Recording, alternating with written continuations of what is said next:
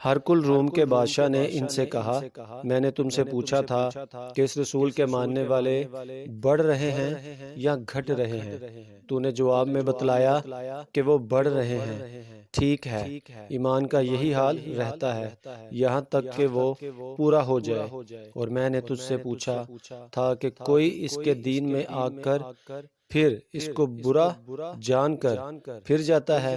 تو نے کہا نہیں، اور ایمان کا یہی حال ہے، جب اس کی خوشی دل میں سما جاتی ہے تو پھر اس کو کوئی برا نہیں سمجھ سکتا۔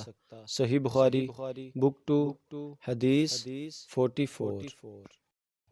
ان حضرت صلی اللہ علیہ وآلہ وسلم سے سنا، آپ صلی اللہ علیہ وآلہ وسلم فرماتے تھے کہ حلال کھلا ہوا ہے اور حرام بھی کھلا ہوا ہے، اور ان دونوں کے درمیان بعض چیزیں شبہ کی ہیں جن کو بہت لوگ نہیں جانتے کہ حلال ہیں یا حرام۔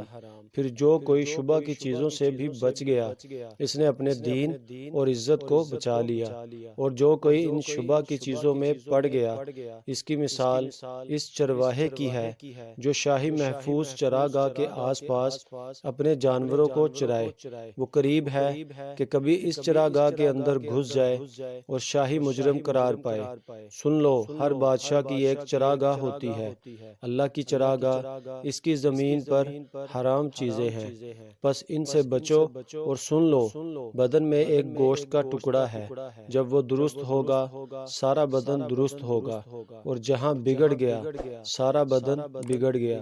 سن لو، وہ ٹکڑا آدمی کا ہے۔ صحیح بخاری بک 2 حدیث 45۔